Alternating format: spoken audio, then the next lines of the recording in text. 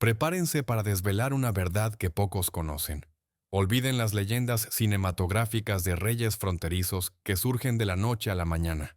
La verdadera génesis del corredor de Ojinaga y el posterior ascenso del temible cártel de Juárez es una crónica de décadas de ingeniería silenciosa, una intrincada red de rutas, plazas y conexiones humanas, forjada mucho antes de que emergieran los nombres que redefinirían el tráfico entre Chihuahua y Texas.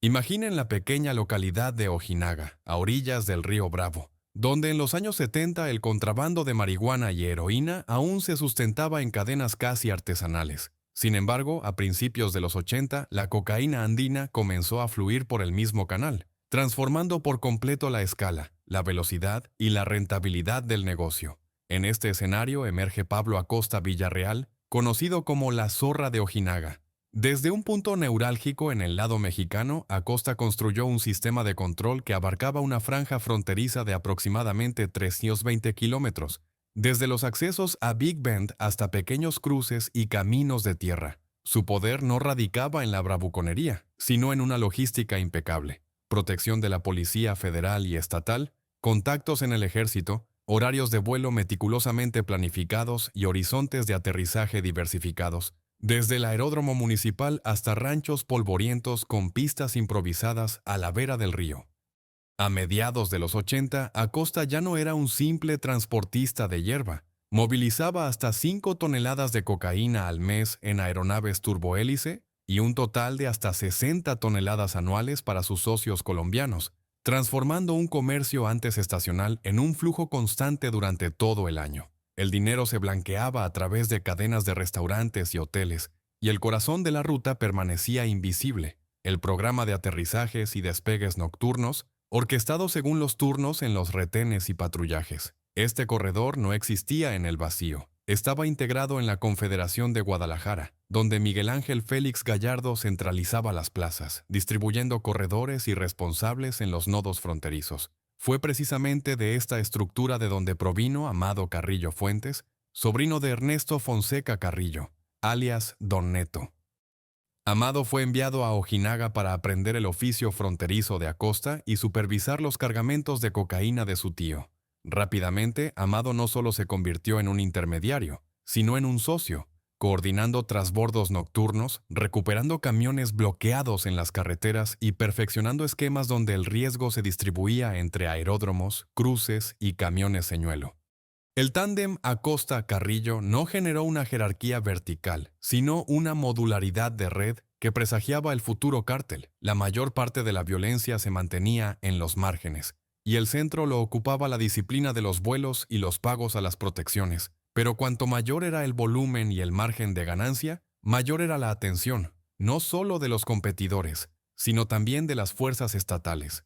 Entre un año y otro de mediados de los 80, el poder de Acosta alcanzó su apogeo, y a partir de entonces comenzó a acumularse una masa crítica de vulnerabilidades operativas. La primavera de un año clave de esos años marcó el momento en que el sistema invisible crujió por primera vez de forma ruidosa.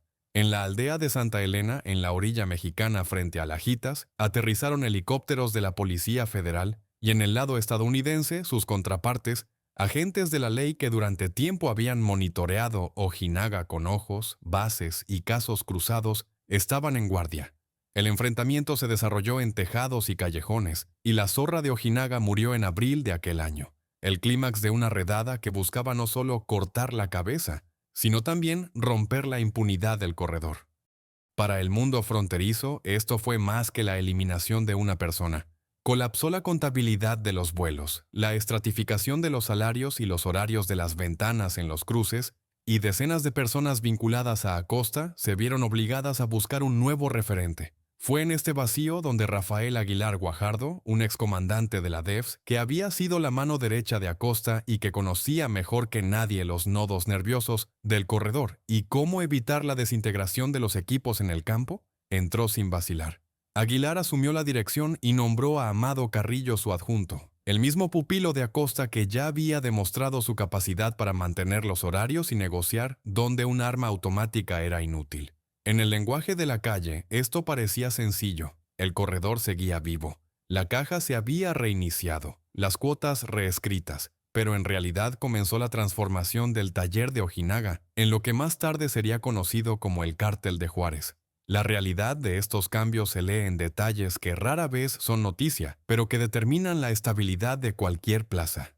Bajo Acosta, los cargamentos mensuales de 5 toneladas llegaban tanto al aeródromo municipal como a los caminos de tierra a lo largo del río Bravo, y esta flexibilidad de ruta se convirtió en el estándar para sus sucesores. Los contratos con los colombianos, inicialmente para marihuana y heroína, a mediados de los 80 se reequiparon por completo para la cocaína. Más fácil de transportar, esconder y asegurar, una tendencia de escala continental que se reflejó en todas las plazas fronterizas. La cobertura de la DEFCE y los contactos en el ejército no proporcionaban una armadura completa, sino más bien un seguro contra imprevistos. Y en la primavera de un año específico, ese seguro se terminó de forma demostrativa y ruidosa para que la señal fuera comprendida por ambas partes. Pero el corredor en sí mismo, una red de personas, plazas y hábitos, no desaparece con su dueño. En el periodo posterior ya se observaba cómo Aguilar mantenía a los cajeros y capataces, y Amado ampliaba el calendario de vuelos según los nuevos programas de los colombianos. Su unión temporal fue un puente entre la era del taller regional de Acosta y la era de la Sociedad Aérea de Carrillo, donde no había lugar para la casualidad. Y cada tonelada representaba un horario, una ventana y un apoyo en el lado estadounidense. Así se forja el capítulo 0 de una historia que usualmente comienza con guerras y arrestos sonados, pero que en realidad proviene de una escuela fronteriza. La escuela de Ojinaga enseñó a los futuros señores de los cielos que lo que decide no es la bala, sino el horario, no la rabia, sino el corredor. Por eso, la muerte de Acosta no fue un final, sino un umbral, más allá del cual la matriz logística de Juárez comenzó a tomar su contorno definitivo. Tras la eliminación de Pablo Acosta en la primavera de un año crucial, el corredor de Ojinaga no colapsó, sino que pasó a ser controlado por un grupo de individuos que comprendían mejor que nadie sus nudos nerviosos. El exoficial del Servicio de Seguridad Estatal DFS, Rafael Aguilar Guajardo, ocupó el núcleo directivo y Amado Carrillo Fuentes, sobrino de Ernesto Fonseca, Don Neto, de la Confederación de Guadalajara, se convirtió en el operador y negociador clave sobre el terreno. La confianza en cálculos probados con las brigadas de campo, el calendario de los trasbordos nocturnos y los lazos heredados de los tiempos de Guadalajara permitieron estabilizar rápidamente el flujo a través de Chihuahua hacia el lado estadounidense, donde Ciudad Juárez, frente a El Paso, se convirtió en un polo de atracción natural. Es en este periodo cuando se produce un silencioso desplazamiento del centro de gravedad, de la factoría fronteriza de Ojinaga a la plataforma urbana de Juárez, donde infraestructuras, personal y anillos de protección permitían transformar esquemas improvisados en logística serial. Para Amado no fue un ascenso por un título, sino la ocupación de un nicho que requería un enfoque sistémico: mantener los horarios de vuelo, asegurar los cargamentos, sincronizar las rutas terrestres y las ventanas de negociación con los proveedores de cocaína, cuyas condiciones se endurecían a medida que crecían los volúmenes y las apuestas. Después del arresto de Miguel Ángel Félix Gallardo en un año clave, la Confederación de Guadalajara se redefinió en plazas autónomas y fue entonces cuando se consolidó la nueva ley fundamental del mercado. Las rutas pasaron formal y de facto a manos de los administradores regionales, y Juárez entró en la órbita del clan Carrillo Fuentes. Esta fijación de estatus no fue meramente simbólica, significó legalmente, en la lógica de la narcopolítica, la consolidación del corredor y los derechos contractuales que ordenaban el flujo transfronterizo y la distribución de riesgos entre los operadores. Para Aguilar, esto proporcionaba una cobertura política, y para Amado un sólido apoyo para aumentar los volúmenes de cocaína, que superaba en rentabilidad a las mercancías anteriores, y para trasladar los transportes a la matriz aérea. A principios de los 90, la alianza Aguilar-Carrillo se presentaba como un esquema racional de duumvirato. El primero gestionaba los acuerdos de red y el perímetro de fuerza en Chihuahua. El segundo construía sistemáticamente las rutas y la aviación, ganándose entre los proveedores la reputación de ser alguien que convertía las toneladas en un programa.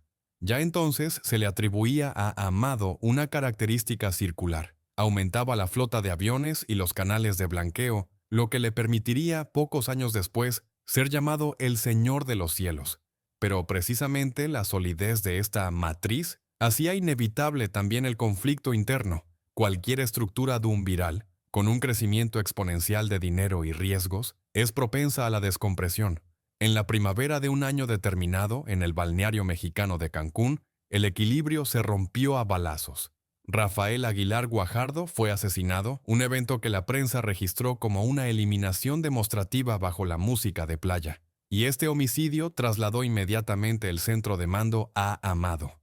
En los expedientes y perfiles abiertos, se registra que fue Amado quien tomó el control de Juárez después de la eliminación de su jefe, transformando el vínculo en una vertical con un núcleo aeronáutico.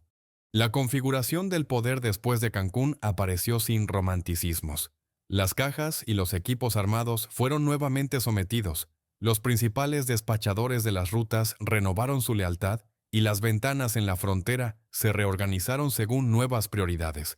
Velocidad de rotación y aseguramiento de grandes cargamentos mediante aviones de reserva y dobles rutas terrestres. Es importante destacar que en este momento Amado no solo se apoderó del corredor, sino que reprogramó su economía, desplazando el centro de ganancias de la renta natural de la plaza a una máquina financiero-logística donde aviones, palancas de crédito e intermediarios de cálculo se integraban en un modelo único. Su apodo Señor de los Cielos no era una frase pegadiza, sino una consecuencia directa de la práctica. Una gran flota de aviones a reacción, que financiaba a través de esquemas transnacionales de blanqueo, le permitía entregar cocaína a escala industrial y bajo una cortina sonora general de la aviación comercial. Esta tecnología reducía drásticamente los costos por unidad, aumentaba la tolerancia a los errores y convertía a Juárez en un competidor sistémico en la franja central de México. Paralelamente, Amado hizo lo que distingue a una organización de las brigadas. Atrajo el núcleo familiar, hermanos y sobrinos, a los circuitos de gestión, y esto significaba un candado sobre los riesgos clave de traición y estratificación en la redistribución de las cuotas. Su hermano Vicente Carrillo Fuentes se convirtió en la figura responsable de la consolidación y su sobrino Vicente Carrillo Leiva, parte de la generación que más tarde formalizaría los roles blancos y los contornos financieros, lo que sería crítico para la ruta de blanqueo. Esta doctrina familiar se basaba en la vieja escuela de Guadalajara, confiar en la sangre, no en las posiciones. Por ello, los contornos de Juárez en ese año no solo se hicieron más rápidos, sino también más resistentes a los choques. En definitiva, hacia el otoño de un año clave, en el flanco norte de México se había formado un híbrido raro para la época, un conglomerado aeronáutico sobre el corredor basado en la plataforma urbana de Juárez, un liderazgo familiar y decenas de nodos autónomos en ambos lados de la frontera, desde los cruces fronterizos hasta los almacenes de tránsito. Fue precisamente esta construcción la que hizo posible un rápido ascenso a la cúspide a mediados de la década, pero sus elementos originales se formaron entre finales de los 80 y principios de los 90. Desde la inercia de la escuela de Ojinaga, pasando por la regulación de la plaza después de un año específico, hasta el brutal giro de Cancún y la posterior estandarización de la matriz aeronáutica. No fue un vuelo improvisado, fue una red cuidadosamente ensamblada a la que solo le quedaba aumentar la frecuencia de los vuelos para que del corredor surgiera lo que más tarde se llamaría el tráfico más rentable de la era de Amado. Para un año específico, Juárez había dejado de ser una factoría fronteriza y se había transformado en una plataforma gestionada, donde Amado Carrillo Fuentes, tras la eliminación de Rafael Aguilar Guajardo, había reunido bajo un único perímetro la aviación, los canales financieros y el circuito de gestión familiar, apostando por la velocidad de rotación y el aseguramiento de grandes cargamentos de cocaína a través de rutas de reserva y una redundancia calculada de vías. La lógica de gestión de este ascenso no parecía un gesto de fuerza, sino una ingeniería de horarios, vuelos nocturnos, sincronización de aterrizajes, duplicación de convoyes terrestres y ventanas en los cruces de Ciudad Juárez, donde cada avión adicional reducía el riesgo de interrupción de toda la cadena y aumentaba la capacidad de tránsito del corredor. La base era un principio simple pero infalible: transformar la improvisación de los años 80 en un flujo estandarizado de los 90, en el que los nodos clave, aeródromos, almacenes, cajeros, despachadores, funcionaban como un sistema unitario con una clara contabilidad de riesgos y pagos. El símbolo de esta transformación fue la aviación. Amado aumentó la flota de aviones a reacción, financiando la compra y el mantenimiento a través de esquemas multinivel de blanqueo de capitales y fue precisamente por esta matriz celestial que recibió el apodo de El Señor de los Cielos.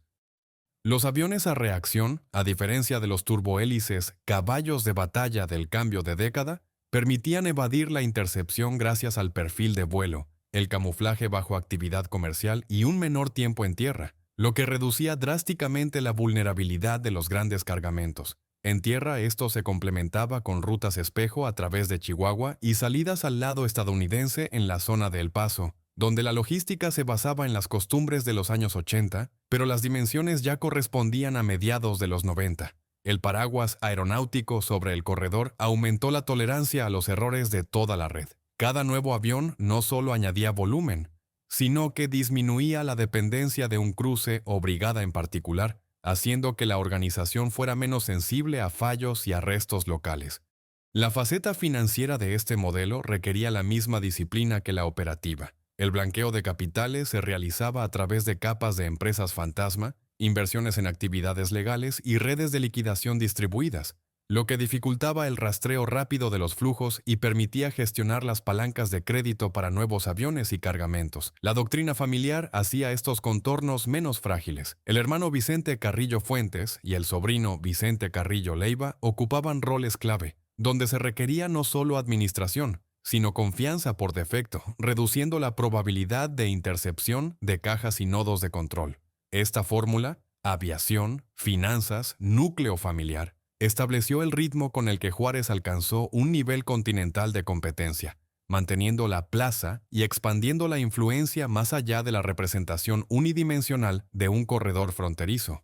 Fue entonces cuando Juárez dejó de ser solo una geografía y se convirtió en un modelo, flexible a los choques externos, pero rígido en la disciplina interna, donde los horarios eran más importantes que los títulos y los fallos más costosos que cualquier ostentación de fuerza.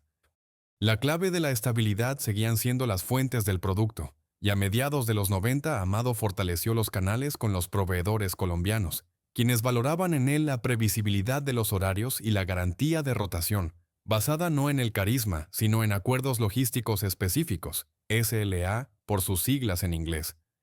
La lógica del brazo colombiano en combinación con el núcleo aeronáutico permitía a Juárez competir no por símbolos, sino por métricas: tiempo de tránsito, integridad del cargamento, estabilidad de los pagos, lo que implicaba la redistribución de grandes cargamentos a favor de quienes generaban menos ruido y más repetibilidad.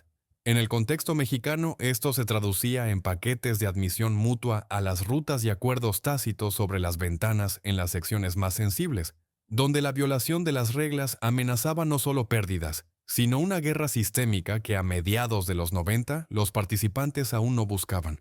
La prioridad seguían siendo los ingresos, y por ello, incluso en caso de exacerbaciones a escala local, Juárez las gestionaba en modo reparación, no destrucción de las rutas, manteniendo la reputación de operador capaz de mantener la palabra a pesar de cualquier viento político. Sin embargo, precisamente la escala y la regularidad de los flujos atrajeron sobre Juárez una estrecha atención en ambas orillas del río Bravo, y hacia un año clave, la presión por parte de las fuerzas federales mexicanas y estadounidenses se volvió sistémica, no episódica. A nivel político, Ciudad de México buscaba combinar golpes demostrativos con una reforma organizativa de las agencias antidroga, lo que creaba breves periodos de turbulencia en las rutas, pero no destruía la matriz de Juárez, hasta que el golpe llegó al corazón del escudo estatal. En febrero de un año crucial fue arrestado el general Jesús Gutiérrez Rebollo, jefe del Instituto Nacional para la Lucha contra el Narcotráfico, acusado de vínculos con Amado Carrillo Fuentes y de proporcionar protección a sus estructuras, un escándalo que pasaría a la historia como el caso del narco general. El solo hecho del arresto del general anticártel reveló la profundidad de la infiltración de Juárez en los estratos estatales y cambió drásticamente el tono de la persecución. A partir de ese momento, para Amado, cada vuelo y cada cálculo se convirtieron en parte de un temporizador político que no corría ya en el corredor, sino en las cúpulas del bloque de poder. En estas condiciones, la lógica de la supervivencia exigía no solo la reducción de las huellas visibles, sino también un cambio de rostro. Y en el verano de un año específico, Amado preparaba un procedimiento radical: intervenciones de cirugía plástica que debían borrar sus rasgos y permitirle salir del campo visual sin interrumpir el funcionamiento de la matriz. Tales operaciones eran raras para la época, pero correspondían a su estilo. Resolver un problema estratégico no con un espectáculo, sino con una serie de soluciones tecnológicas, aunque arriesgadas, si el precio del fracaso era toda la red. Para Juárez, esto parecía un paso adicional para reforzar el anonimato de la gestión, donde los esquemas eran más importantes que las personalidades, y el cambio de aspecto del líder solo un elemento de un sistema más amplio de camuflajes, duplicaciones y reservas. En tierra los horarios de los vuelos seguían respetándose, los corredores asegurados y las ventanas de acuerdo mantenidas. Por ello, a mediados de un año específico, Juárez no solo seguía en servicio, sino en la cúspide de su madurez operativa, adquiriendo en la sombra del Estado y la frontera su contorno más elevado, pero también el más vulnerable. En el verano de un año clave, Juárez alcanzó el apogeo de su madurez operativa, pero precisamente en ese momento, el líder de la estructura, Amado Carrillo Fuentes, se sometió a una serie de intervenciones de cirugía plástica en la Ciudad de México, tras las cuales falleció a principios de julio debido a complicaciones, según lo oficialmente registrado en los materiales sobre su biografía y las circunstancias de su muerte. En el mismo contexto de eventos se insertó la represalia contra los médicos involucrados en los procedimientos, cuyos cuerpos fueron hallados asesinados tiempo después, y el episodio en sí consolidó la reputación del cártel como una organización que cierra cualquier eslabón vulnerable a toda costa. La resonancia de la muerte del Señor de los Cielos afectó no solo la reputación, sino también la matriz de gestión. Por un lado, la red permanecía estandarizada y duplicada. Por otro, la desaparición del coordinador central amenazaba con un efecto dominó en la plaza y en los circuitos financieros. El colapso de la pantalla personal desencadenó casi instantáneamente una lucha por la herencia, y en el vacío creado después de julio de un año específico entraron grupos competidores, incluido el clan Muñoz Talavera, que intentó convertir los activos en el campo en el control del corredor. El periodo posterior a la muerte de Amado estuvo acompañado de una serie de asesinatos selectivos y de reorganizaciones de cajeros y despachadores, cuyo objetivo era mantener el corazón, los horarios de vuelo y las ventanas acordadas en la frontera Juárez-El Paso. Hacia el otoño, quedó claro que la ventaja estaba del lado del núcleo familiar, y Vicente Carrillo Fuentes, hermano de Amado, consolidó las palancas de gestión, siguiendo la línea de disciplina en las rutas y la financiación. El papel de Vicente como figura pública y operador se consolidó no solo internamente, sino también en la descripción externa de la configuración de Juárez, donde figuraba como sucesor y estratega que había mantenido la plaza después de la impactante pérdida del centro. En los perfiles en inglés, se consolidó para él el apodo de el Viceroy, que indicaba el carácter del poder, no un culto carismático, sino una regulación tecnocrática, heredada de la escuela logística de Amado. A nivel práctico, esto significaba la conservación de los módulos clave, brazos aéreos, almacenes distribuidos, cajas y circuitos de liquidación, ligados a personas, no a insignias. Es importante destacar que, al momento de la pérdida del líder, el cártel ya había superado la prueba de estrés del Estado. En febrero de un año clave, fue arrestado el jefe del Instituto Mexicano Antidrogas, el general Jesús Gutiérrez Rebollo, acusado de vínculos con Amado, lo que convirtió a Juárez no solo en objeto de presión criminal, sino en parte de una crisis política en el bloque de poder. Este escándalo aceleró las decisiones sobre el orden en las agencias y provocó el ensamblaje de operaciones de fuerza contra los corredores, incluido Juárez, lo que aumentó el premio al riesgo de las operaciones e hizo inevitable la opción de duplicar las rutas. En esta ola, Vicente tuvo que simultáneamente suturar las grietas internas y mantener las ventanas externas, donde cada fallo podía implicar la pérdida de un cargamento y de la reputación ante los proveedores. Desde el punto de vista de la estructura, Juárez, entre finales de un año y principios del siguiente, volvió a las reglas básicas de la estabilidad de la red: autonomía de los nodos, minimización de las dependencias internodos y una rigurosa contabilidad de los riesgos y los pagos a lo largo de las líneas para excluir los efectos de difusión de los fallos. Para el control en tierra, se fortaleció la función de la línea, un núcleo compuesto por agentes de policía activos y exempleados del estado de Chihuahua, que realizaba tareas de coerción, cobertura de rutas y trabajo con los socios callejeros. En el lado estadounidense, el circuito de apoyo clave era proporcionado por la pandilla Barrio Azteca, que operaba en tándem con Juárez y mantenía influencia en las secciones El Paso Juárez. lo que ofrecía flexibilidad en los transbordos y la ocultación. En los primeros meses postcrisis, Juárez tuvo que confirmar a los proveedores aquello para lo que se había construido toda la matriz celestial: repetibilidad de los vuelos, integridad de las toneladas y previsibilidad de los pagos, independientemente del cambio de la figura al mando. Aquí jugó un papel fundamental la estandarización introducida por Amado en vida. Horarios, duplicación de aviones y rutas terrestres independientes entre sí resistieron el ataque desde arriba, manteniendo el ritmo de las entregas. Esta resiliencia se convirtió en un argumento contra la escisión y permitió a Vicente ganar tiempo para los cambios de personal y la reescritura de las lealtades en las cajas y los centros de control. Paralelamente, la intensidad de la presión armada aumentaba en ambos lados de la frontera. Ciudad de México y Washington sincronizaban prioridades y recursos en la guerra contra los cárteles, aumentando la frecuencia de redadas y persecuciones en las rutas de blanqueo. Para Juárez, esto significaba la necesidad de adentrarse aún más en la capa de camuflajes. Desde entidades legales ficticias hasta el cambio de los esquemas de pago y transporte para reducir la trazabilidad de los flujos. A pesar del revuelo y el contexto político, el corredor Juárez-El Paso seguía cumpliendo su función, porque era una red de nodos y hábitos, y no solo una insignia bajo el nombre de un líder desaparecido. En un año se hizo evidente que Juárez, bajo Vicente, no buscaba guerras demostrativas, sino que apostaba por preservar la renta de la plaza a través de operaciones de reparación y resoluciones negociadas allí donde esto reducía el costo de los riesgos. Las fricciones externas con vecinos y competidores se trasladaron de un modo de guerra total a un modo de apagar incendios, cuando el conflicto se localizaba y el corredor permanecía abierto para los cargamentos prioritarios. Esta política difería de la futura escalada de finales de la década de los 2000 y se basaba en la confianza de los proveedores en que Juárez seguía siendo el mejor operador para el tránsito de cocaína en esa sección. El modelo de gestión familiar, iniciado con Amado, resultó ser clave para superar el síndrome después del líder, el desierto. El núcleo familiar aseguraba confianza en las interfaces críticas, cajas, almacenes, centros de control, donde el sabotaje podría destruir la ruta en una semana.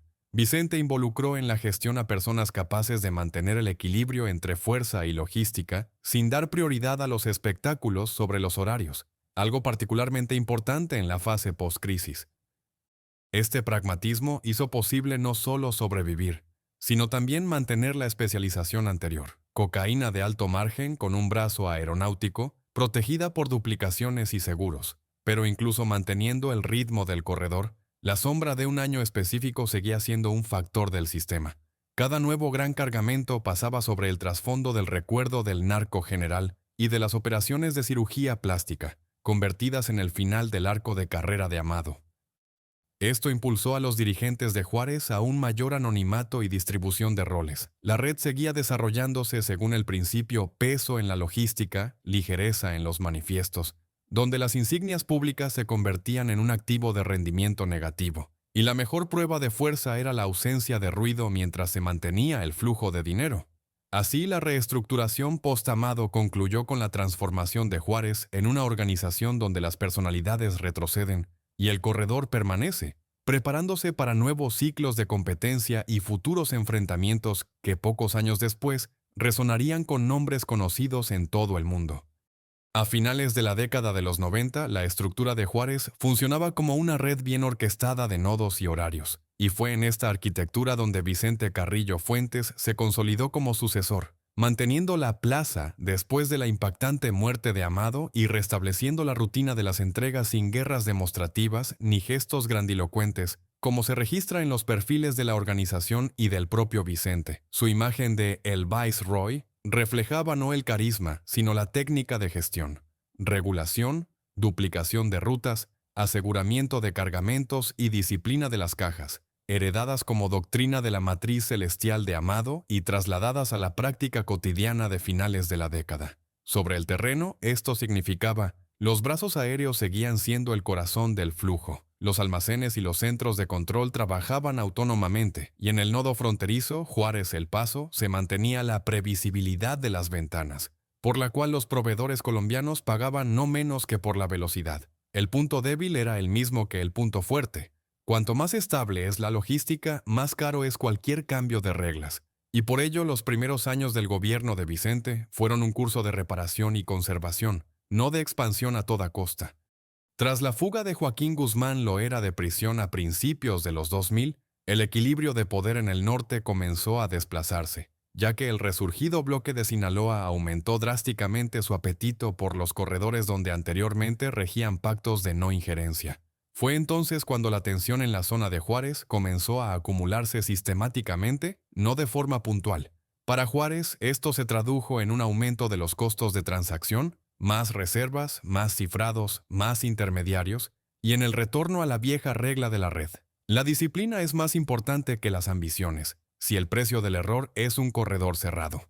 El fortalecimiento del cinturón de seguridad alrededor de las rutas se produjo a través de la línea, un núcleo de policías activos y exagentes de Chihuahua, que se transformó en un mecanismo de coerción y protección a nivel de calles, carreteras y nodos municipales, manteniendo las ventanas contractuales y sofocando los conflictos locales antes de que degeneraran. Paralelamente, en el lado estadounidense, Barrio Azteca mantenía su nicho, una pandilla que interactuaba con Juárez en un vínculo calle-logística, proporcionando escondites, comunicaciones y transferencias en el tramo de El Paso, donde el control callejero se traducía en flexibilidad operativa.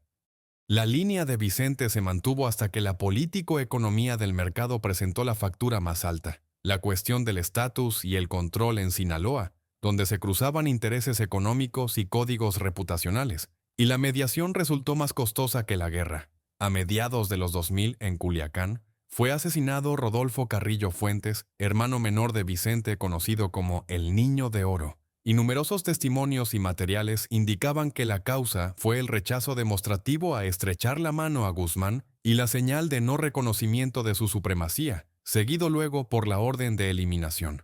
El hecho del homicidio de Rodolfo se convirtió en un punto sin retorno.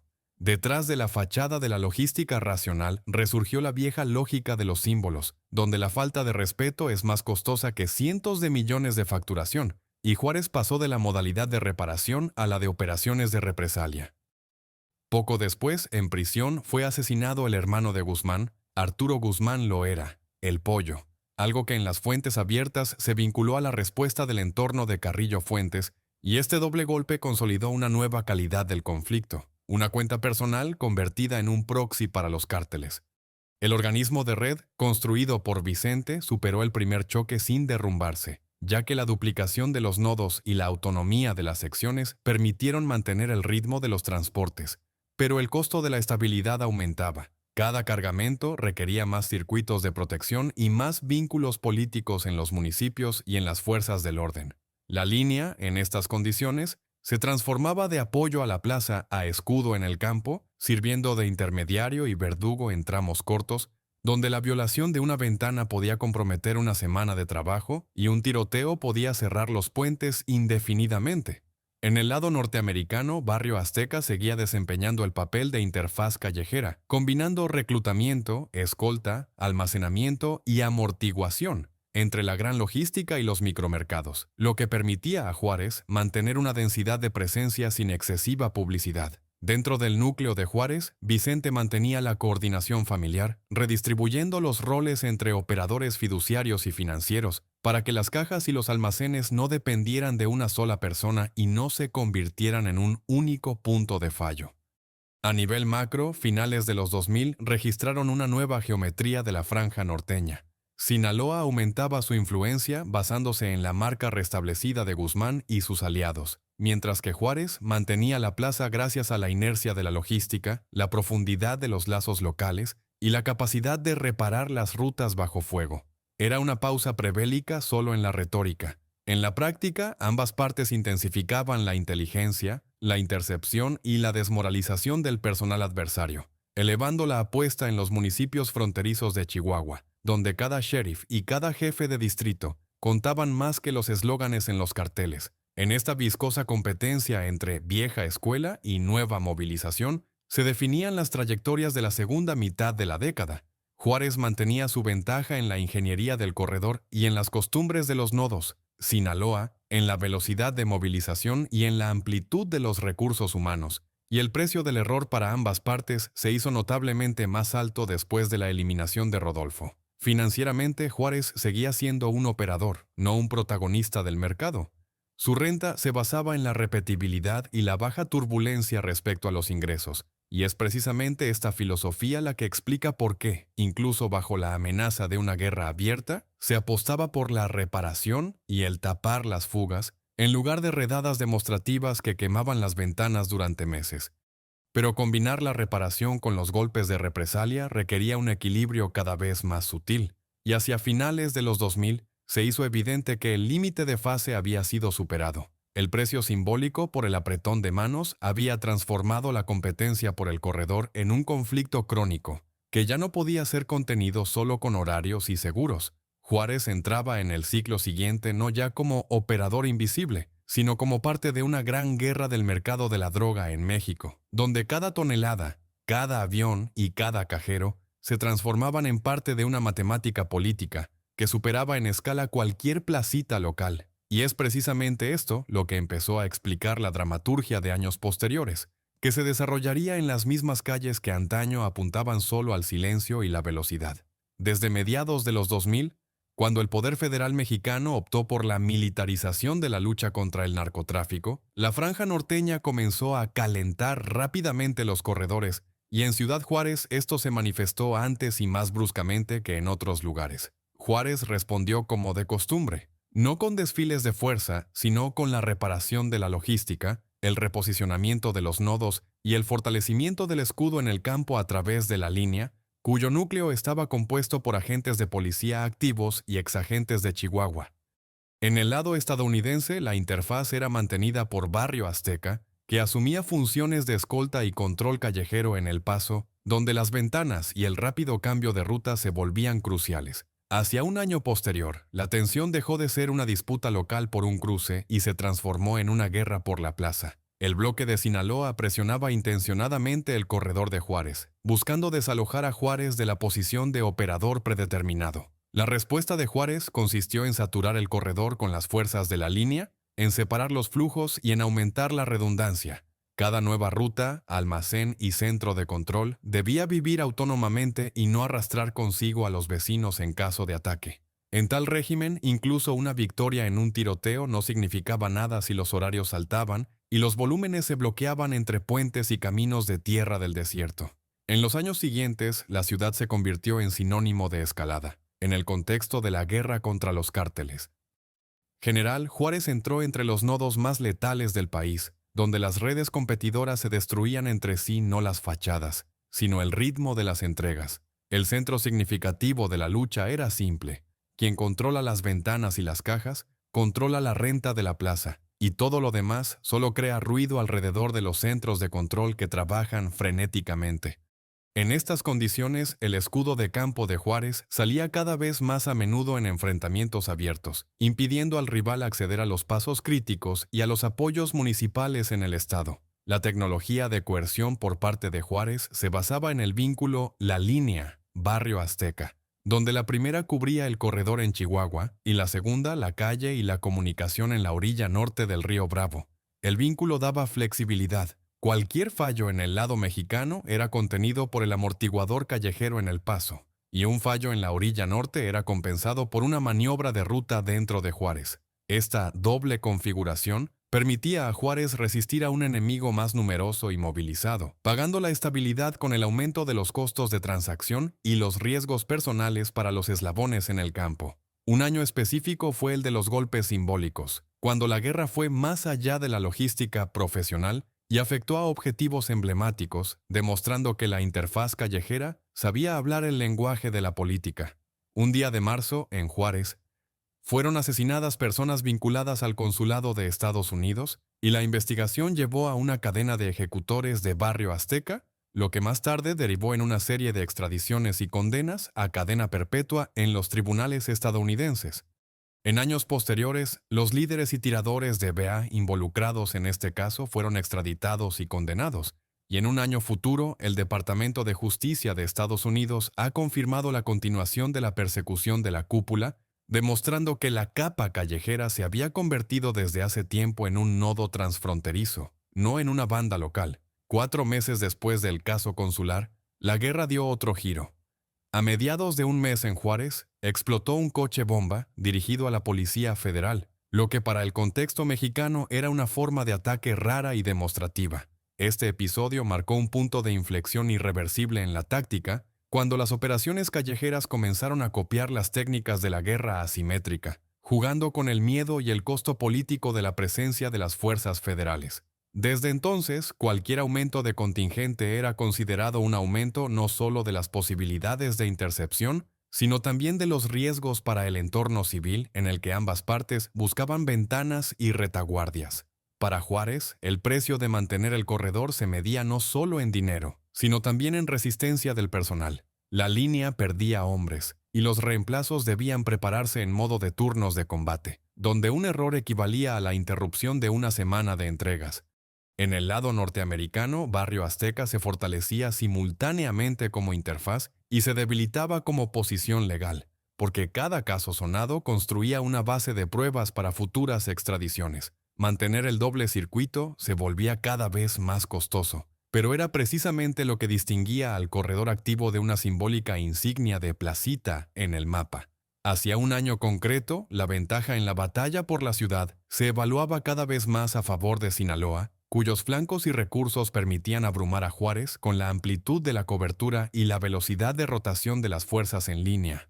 Para los proveedores, esto significaba un recálculo de los riesgos y una reevaluación de los SLA de los operadores, donde incluso sin una entrega formal del corredor, la estructura de los pagos, las primas de seguro y la confianza cambiaban. Y aunque Juárez mantenía cabezas de puente y personal, la renta misma se adelgazaba, y cada fallo era más evidente que en la era de la ingeniería silenciosa. La estrategia de Vicente en esta fase seguía siendo la misma en espíritu: reparar más rápido de lo que el adversario lograba avanzar y recuperar los cargamentos gracias a la disciplina logística, en lugar de victorias simbólicas en las calles. Pero el panorama nacional de la guerra hacía los compromisos locales cada vez menos estables. Los federales pedían resultados demostrativos y los competidores pérdidas irreversibles, y entre estas moliendas Juárez debía mantener la cotidianidad de las entregas como principal indicador de vitalidad. En tal configuración, cualquier arma milagrosa se convertía rápidamente en un peso, y la única moneda seguía siendo la repetibilidad de los vuelos y la capacidad no pública de reparar el corredor bajo fuego. El frente legal se desarrolló paralelamente al de la calle. Los casos relacionados con los homicidios consulares seguían su curso en Estados Unidos, consolidando los precedentes de responsabilidad colectiva de Barrio Azteca y creando una amenaza a largo plazo para cualquiera que intentara esconderse más allá de la frontera. Estos precedentes hacían estable la cooperación internacional de las fuerzas del orden y privaban a Juárez del margen habitual entre las jurisdicciones en el que se había apoyado en los años 90. En conjunto, esto cambió la geometría de los riesgos en ambos lados de la frontera, erosionando las viejas zonas neutras en las cuestiones fronterizas. El resultado de la fase entre años específicos no bajó la barrera de repente, pero redibujó el mapa de la influencia. Juárez seguía operativa, pero parte de la renta política y las lealtades en el campo pasaban al competidor, y el costo de la ventana en Juárez comenzó repentinamente a depender de decisiones tomadas mucho más allá de los límites de la ciudad. Para la red crecida de la escuela de Ojinaga, esto no era el final, sino una dura prueba de la capacidad de vivir como un sistema, donde cada nodo es intercambiable, y cada cargamento es un examen por el derecho a ser llamado operador, no una leyenda del pasado. Fue a este precio que el corredor llegó al momento en que el ciclo siguiente de ataques no golpearía las interfaces callejeras, sino el núcleo familiar y el nivel directivo superior, donde los arrestos empezarían a cambiar la contabilidad más rápido que otra incursión de drones sobre el puente. Entre años específicos, la guerra por Ciudad Juárez cambió la retórica del quién hace más ruido por la práctica del quién mantiene las ventanas, y el ataque a la interfaz callejera se convirtió en el principal modo de privar a Juárez de flexibilidad en el tramo Juárez-El Paso, donde en el lado mexicano el corredor estaba cubierto por la línea y en el lado americano por Barrio Azteca. Para los federales, esto aparecía como una clara escala de objetivos: eliminar los enlaces, destruir los esquemas de escolta, sobrecargar las cajas de pruebas y expulsar la capa operativa de los municipios fronterizos de Chihuahua, para que los flujos perdieran repetibilidad y las primas de seguro crecieran más rápido que los ingresos. En la práctica, fue precisamente este vínculo, la línea BA, el que mantuvo el vulnerable pero resistente doble apoyo del corredor, compensando un fallo en una orilla con una maniobra de emergencia en la otra. El punto de inflexión para el mapa de guerra legal fueron los homicidios de un día de marzo de un año clave, cuando en Juárez fueron asesinadas personas vinculadas al consulado de Estados Unidos, lo que abrió una larga serie de casos contra Barrio Azteca en ambos lados de la frontera y dio a la persecución una forma transfronteriza y sostenible. Ya en el verano de un año específico, uno de los líderes de BA fue extraditado de México a Estados Unidos con cargos relacionados con los homicidios consulares y la actividad de la banda en El Paso, lo que marcó el primero de una serie de puentes públicos entre las jurisdicciones. En abril de un año posterior, un teniente de Barrio Azteca, reconocido por el tribunal como organizador de estos homicidios, recibió una condena a cadena perpetua en Estados Unidos, consolidando el precedente de responsabilidad personal para la capa directiva de la interfaz callejera del cártel. El vector legal siguió operando por inercia. En noviembre de un año posterior, en Estados Unidos fue extraditado el presunto asesino en el caso consular, cerrando otro eslabón en la cadena de ejecutores y comandantes. Hacia un año futuro, el Departamento de Justicia de Estados Unidos ha confirmado la continuación de las extradiciones y de la persecución de los miembros de BA, demostrando que la capa callejera ya no podía contar con la protección de la línea fronteriza como barrera al proceso federal. Estos golpes legales tuvieron una consecuencia puramente logística. Juárez perdía en la orilla norteamericana el habitual colchón, sin el cual cualquier retraso dentro de la ciudad se reflejaba inmediatamente en los horarios de transbordo y en las rutas de escape en El Paso, encareciendo cada cargamento y aumentando la vulnerabilidad a fallos locales. Para mantener la previsibilidad de las ventanas, era necesario aumentar la redundancia en el lado mexicano, lo que hacía de la línea no solo un escudo de fuerza, sino un regulador de la ecología callejera, donde cualquier enfrentamiento demostrativo costaba más que la interrupción de una semana de entregas. Las directrices de la política federal trabajaban contra la ingeniería silenciosa, la militarización de la lucha contra los cárteles y la coordinación con Estados Unidos aumentaban la frecuencia y la profundidad de las intrusiones de las fuerzas del orden, privando a la red del habitual margen en los municipios y en los tribunales. Para Barrio Azteca, esta fase significó un agotamiento estratégico. Cada extradición o condena a cadena perpetua de alto perfil rompía el tejido de confianza entre las células y aceleraba la rotación, que era imposible de cubrir con reclutamientos apresurados sin una caída en la calidad de la escolta callejera. Desde abajo, esto aparecía como una reparación continua. Reorganizaciones de cajeros, nuevos barrios refugio, reprogramaciones de emergencia de los canales de comunicación y de los correos, lo que reducía inevitablemente la densidad y la velocidad de reacción a los fallos dentro de Juárez. Para los proveedores, la señal era transparente. El riesgo no explotaba en los titulares, sino en los OSLA, acuerdos de nivel de servicio, en la interrupción de la ventana, en la necesidad de asegurar la ruta con un segundo tramo, en el aumento de las comisiones de los intermediarios en los nodos de tránsito. La línea, mientras tanto, descendía a baja frecuencia, reduciendo la publicidad y redistribuyendo la violencia como instrumento de contención local, no como carta de fuerza, ya que cualquier evento notorio atraía inmediatamente a grupos interagenciales, capaces de series de arrestos y redadas en los enlaces. La configuración de reparación bajo fuego permitía a Juárez mantener el corredor en funcionamiento, pero a costa de una reducción de las dimensiones y de un despliegue constante de reservas, lo que en conjunto llevaba a un estrechamiento de la renta de la plaza y a un aumento de la dependencia de la estabilidad de cada nodo individual. Paralelamente, la presión de los competidores no disminuía. Sinaloa expandía metódicamente su presencia en Chihuahua, basándose en los recursos humanos y en la red de aliados, lo que obligaba a Juárez a parchear sobre la marcha, en lugar de construir nuevas rutas para el crecimiento. En consecuencia, hacia un año específico, la guerra por la interfaz había producido un efecto acumulativo. Juárez había mantenido el corredor y la lógica del doble circuito, pero el colchón norteamericano se había vuelto más delgado, las vulnerabilidades más evidentes, y el precio de la resiliencia más alto en comparación con mediados de los 2000. Los precedentes legales contra Barrio Azteca y la presión política sobre la línea habían restringido el espacio para los compromisos, y cualquier fallo de la gestión amenazaba ya no una fricción local, sino una reacción en cadena con una continuación transfronteriza. Sobre este fondo, la siguiente ola de ataques golpeó lógicamente no la calle, sino el circuito directivo y familiar de Juárez, donde los arrestos de años específicos tendrían que verificar hasta qué punto el material de la red era efectivamente independiente de las figuras que le habían dado el ritmo, desde los tiempos de la matriz celestial. La presión acumulada sobre la interfaz callejera hacia un año específico se sumó a golpes dirigidos al núcleo directivo y familiar. La red, que había sobrevivido a la muerte de Amado y a la guerra por Juárez, sufrió una serie de arrestos destinados a verificar hasta qué punto su resiliencia era efectivamente independiente de las figuras. En septiembre de un año posterior, las fuerzas federales arrestaron a Alberto Carrillo Fuentes, conocido en los materiales como Betty la Fea, a quien fuentes americanas y mexicanas vinculaban con roles directivos en los restos del clan, y su arresto fue el primer gran golpe a la familia en varios años.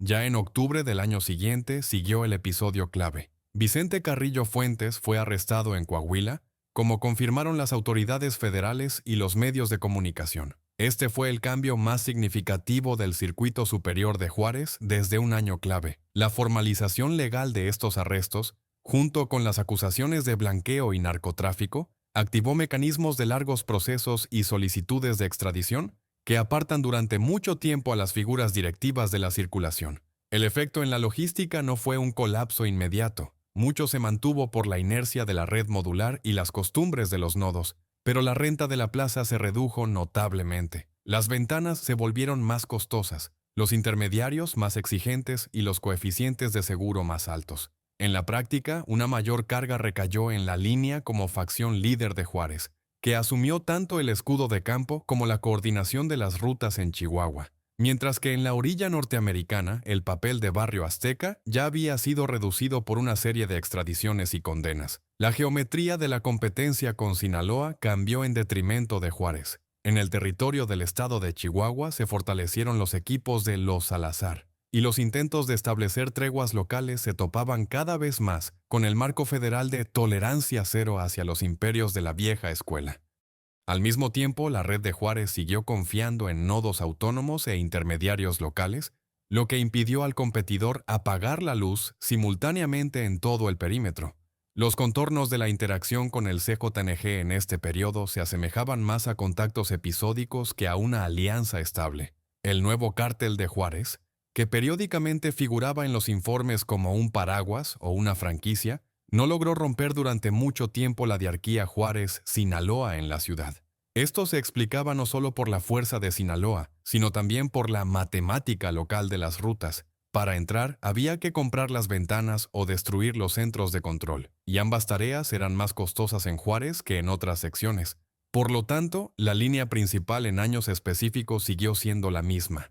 Juárez mantiene el núcleo gracias a la línea y a los lazos residuales. Sinaloa expande metódicamente Los Salazar y el Estado reduce el espacio para grandes negocios en los municipios. A nivel de personalidades, una nueva ola de ataques golpeó a la línea. En mayo de un año posterior, fue arrestado Carlos Arturo Quintana, conocido como El 80, a quien fuentes mexicanas y americanas describían como una figura clave del grupo en Chihuahua, responsable del control de las rutas y de la violencia en el territorio.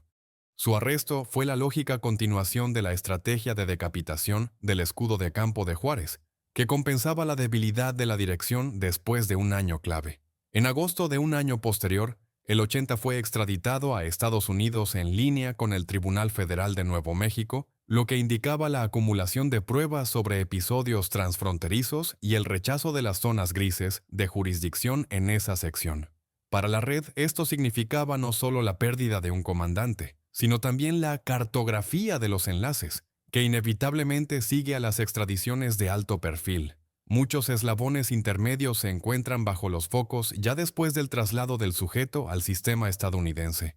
Tal ritmo de arrestos y extradiciones no dejaba a Juárez el lujo de la reparación silenciosa.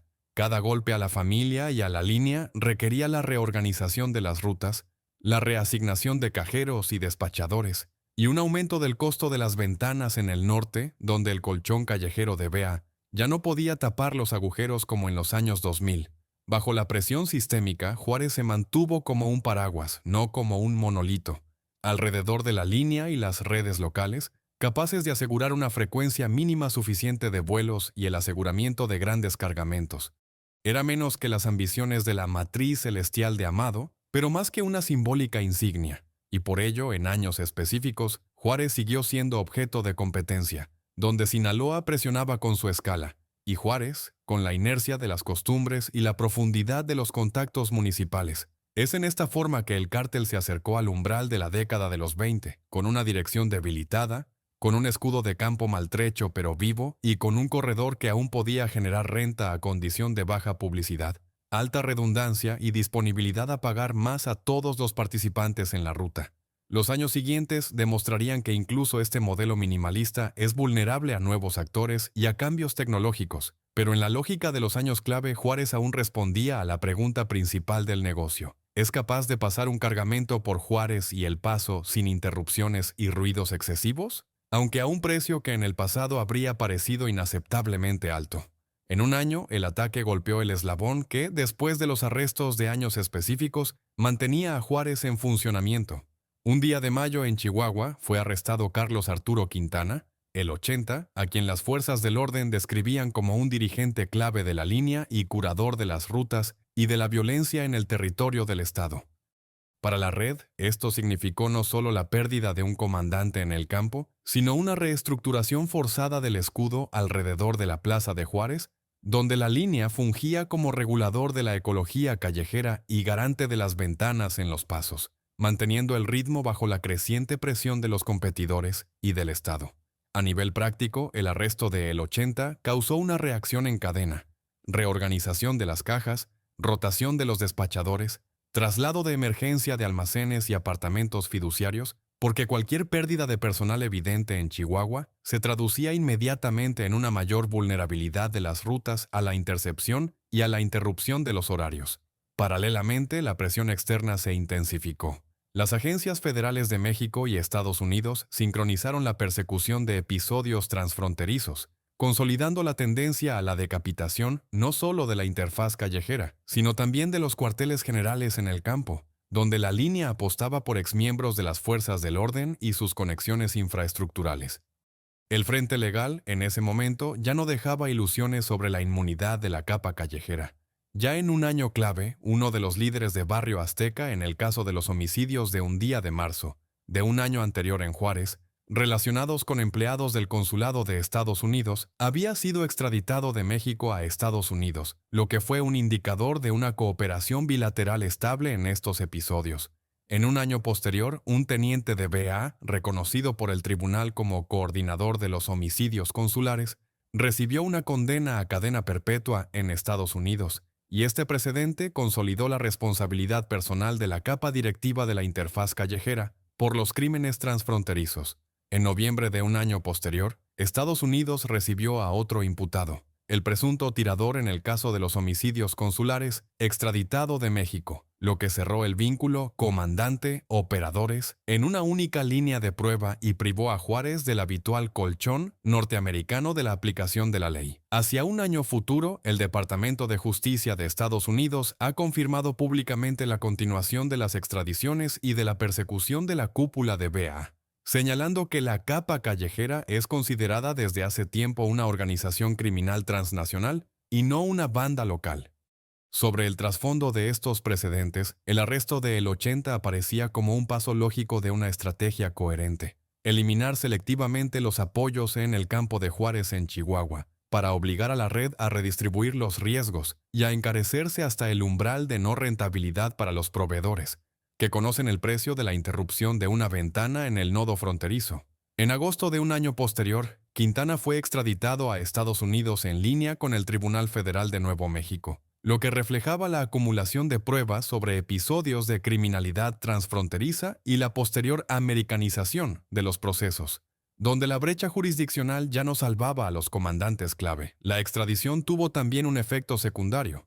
Durante la extradición de un imputado, inevitablemente se cartografían sus vínculos, encuentros, rutas habituales e interfaces. Y esto significa mayor atención a los eslabones intermedios, que anteriormente podían permanecer en la sombra, cubriéndose con el anonimato local. Para la línea, Esto se transformaba en una pérdida planificada de capital humano y organizativo, que no podía ser reintegrado con simple reclutamiento sin el riesgo de una caída en la calidad de la escolta y de la protección de las rutas. En la geometría misma de la competencia de años específicos, Juárez mantenía la plaza no gracias a un aumento de fuerza, sino por la inercia de la logística y la profundidad de los lazos municipales, mientras que Sinaloa expandía metódicamente su presencia a través de los equipos de Los Salazar en Chihuahua, reduciendo la renta de la plaza y conquistando ventanas allí donde el precio de los errores se volvía inaceptable para los operadores. Los intentos del CKNG de afirmarse mediante la insignia del nuevo cártel de Juárez no rompieron la diarquía Juárez-Sinaloa en la ciudad, algo que se explicaba tanto por la fuerza del competidor como por la matemática de las rutas en el nodo de Juárez, donde la entrada sin la compra de ventanas o el hackeo de los centros de control resultaba demasiado costosa. En consecuencia, Juárez mantenía el estatus de paraguas sobre la línea y las redes locales, capaces de sostener una frecuencia mínima de vuelos con alta redundancia y baja publicidad, pero cada nueva pérdida a nivel de el 80 restringía el espacio de maniobra y aumentaba el costo unitario de la estabilidad. Al mismo tiempo, la interfaz callejera en la orilla norteamericana permanecía bajo presión legal, y cualquier intento de restablecer la anterior densidad de Barrio Azteca se topaba con las condenas acumuladas y los puentes de extradición construidos en la década anterior. En conjunto, el periodo de varios años representó una verificación de la vitalidad del modelo Juárez sin una dirección robusta y con un escudo de campo exhausto.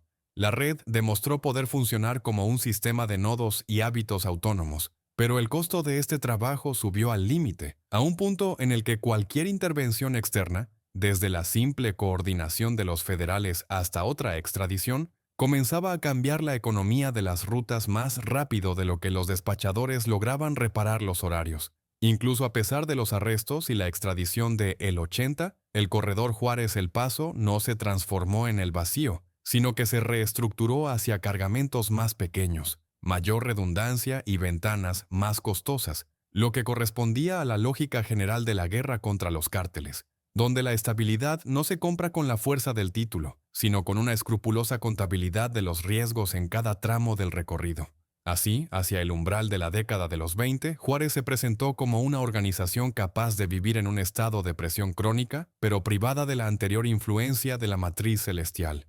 Y el capítulo siguiente ya había sido escrito en términos de quién logrará mantener más tiempo la previsibilidad en un mundo donde la previsibilidad se ha convertido en la principal carencia.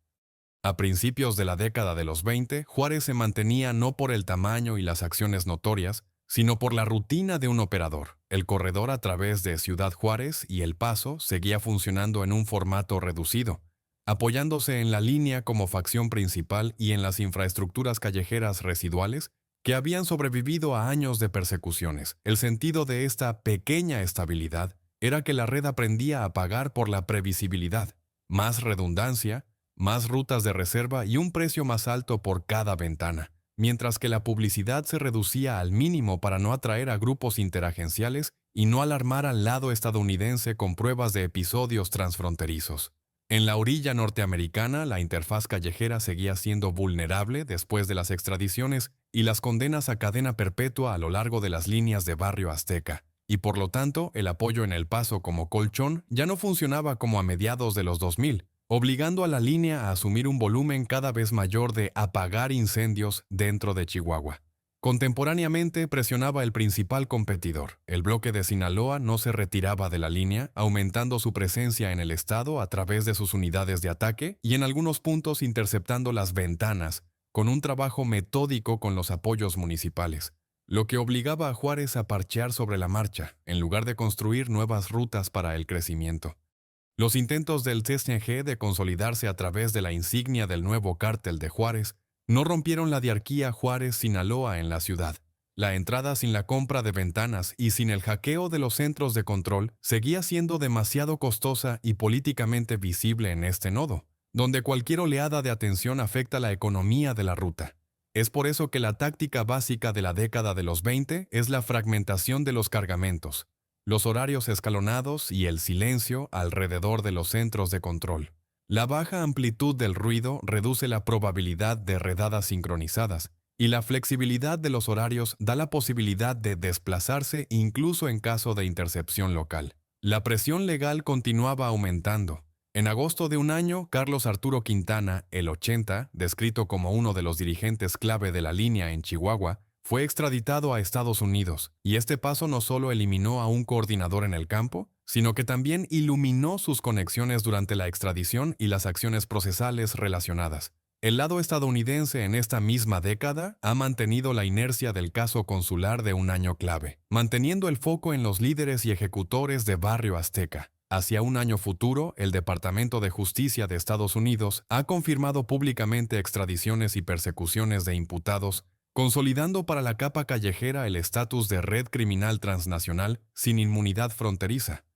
En este contexto, la contabilidad económica del corredor cambiaba más rápido que la infraestructura. Las comisiones de los intermediarios y los coeficientes de seguro para el tránsito aumentaban, y la marginalidad se compensaba con la velocidad de rotación y la reducción de las pérdidas. De lo contrario, los proveedores transferían los cargamentos a quien tenía un SLA más estable en el horizonte de un trimestre.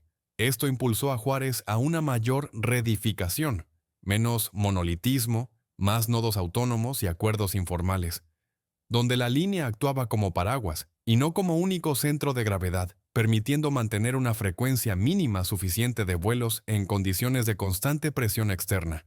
Geográficamente, el perfil seguía siendo el mismo: Chihuahua y tránsito hacia el noreste, hacia Nuevo México y Texas, con un punto de atracción natural en el enlace Juárez-El Paso, donde cualquier intento de restablecer la vieja densidad del colchón callejero se topaba con las condenas acumuladas y el intercambio de pruebas entre las agencias de los dos países.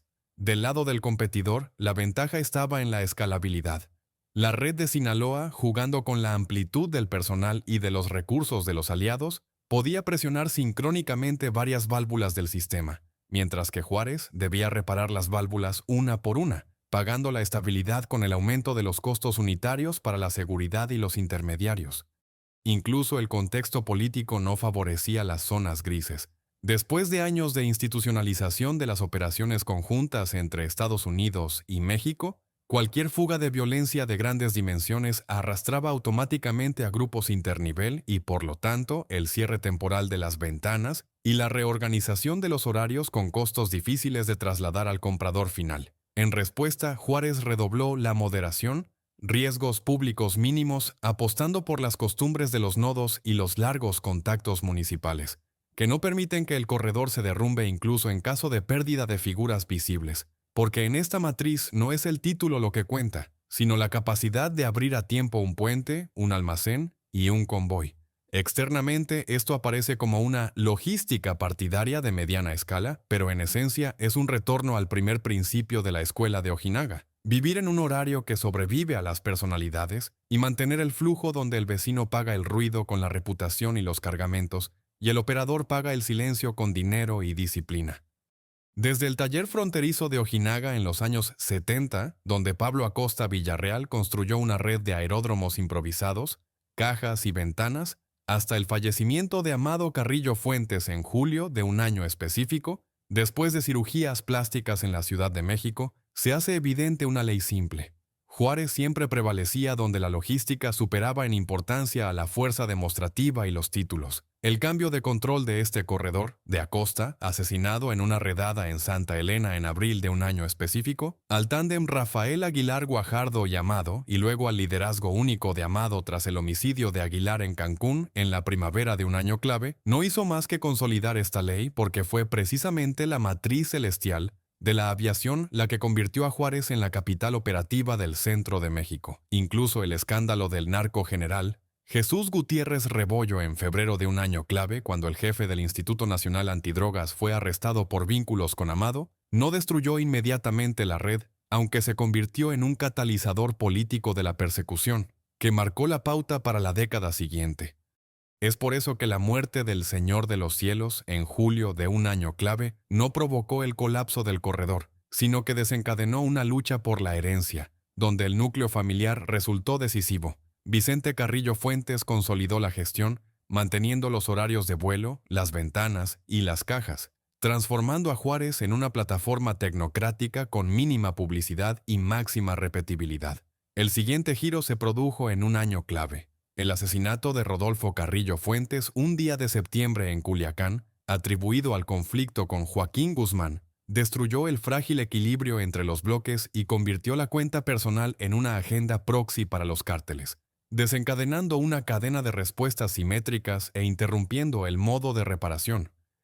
Desde este punto de inflexión, la tensión escaló hasta la guerra abierta de varios años por Ciudad Juárez, donde en el terreno el escudo de ataque se convirtió en la línea, compuesta por policías activos y exagentes de Chihuahua, y en la orilla norteamericana la interfaz callejera era asegurada por Barrio Azteca, cubriendo los trasbordos y las fugas en El Paso. La militarización de la guerra contra los cárteles dio al enfrentamiento una escala industrial, y fue entonces cuando Juárez mantuvo el sistema no con desfiles de fuerza, sino con el exceso de ramificaciones y la autonomía de los nodos, porque cualquier victoria sin una ventana conservada en el puente no valía ni una tonelada de cargamento. Un año clave entró en la crónica con dos golpes significativos. Un día de marzo en Juárez fueron asesinadas personas vinculadas al consulado de Estados Unidos, lo que se transformó en un caso consular transfronterizo, y un día de julio tuvo lugar un atentado con coche bomba contra la Policía Federal, demostrando una escalada callejera más allá de la logística profesional. El Frente Legal operó con retraso, pero inexorablemente. En un año, el líder de Barrio Azteca en el caso consular fue extraditado a Estados Unidos. En un año posterior, un teniente de BA recibió una condena a cadena perpetua, y en un año reciente, un presunto tirador fue extraditado de México, una cadena de precedentes que privó a la capa callejera de la anterior inmunidad fronteriza. Hacia años específicos, el ataque también golpeó a la cúpula familiar. En septiembre de un año fue arrestado Alberto Carrillo Fuentes y en octubre del año siguiente fue arrestado Vicente Carrillo Fuentes, lo que cerró un ciclo de 2 décadas de era familiar y obligó a la red a transferir más peso al circuito de campo de la línea. Juárez se mantuvo como un paraguas, pero su colchón en la orilla norteamericana había sido agotado por las extradiciones de BA, y los competidores, primero y principal Sinaloa con el enlace Los Salazar, comenzaron metódicamente a estrechar las ventanas, aumentando el precio de cada horario y prima de seguro.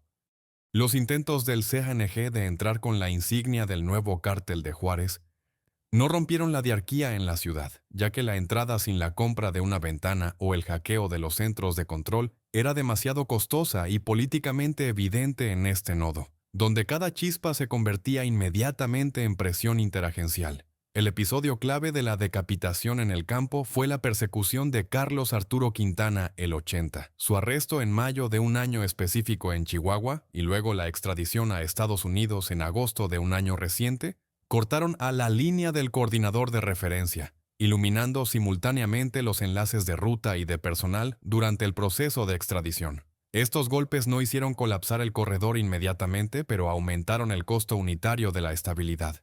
Juárez tuvo que fragmentar los cargamentos, aumentar la redundancia y pagar el silencio con un aumento de las comisiones de los intermediarios y los coeficientes de seguro. De lo contrario, los proveedores pasaban a quien tenía un SLA más estable en el horizonte de un trimestre. A principios de la década de los 20, el esquema de trabajo se volvió pequeño y pragmático.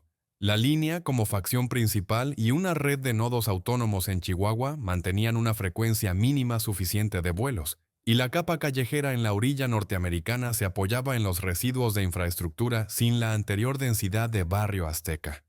El Departamento de Justicia de Estados Unidos, hacia un año futuro, seguía reportando extradiciones y persecuciones de imputados de BA en el caso consular, consolidando para la interfaz callejera el estatus de organización criminal transnacional y cancelando el precedente margen jurisdiccional.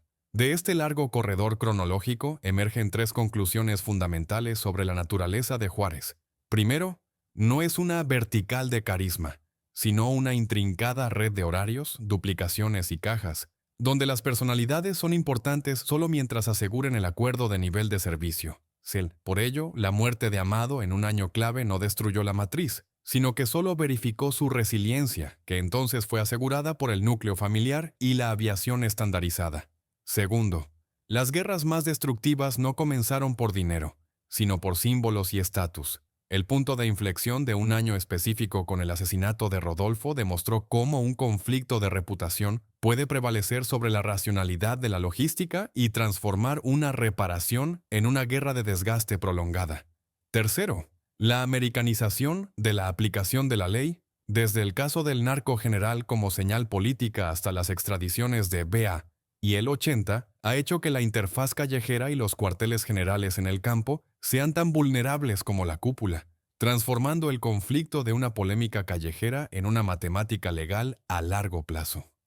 El Juárez moderno es un paraguas sobre la línea y las redes locales de Chihuahua, no un monolito de la era de la matriz celestial, con rentas comprimidas, ventanas costosas y apostando por el mínimo ruido, para que el corredor Juárez-El Paso siga respirando en condiciones de constante competencia de Sinaloa y presión interagencial. Su limitada estabilidad se basa en el viejo principio de la escuela de Ojinaga: vivir en un horario que sobrevive a los títulos.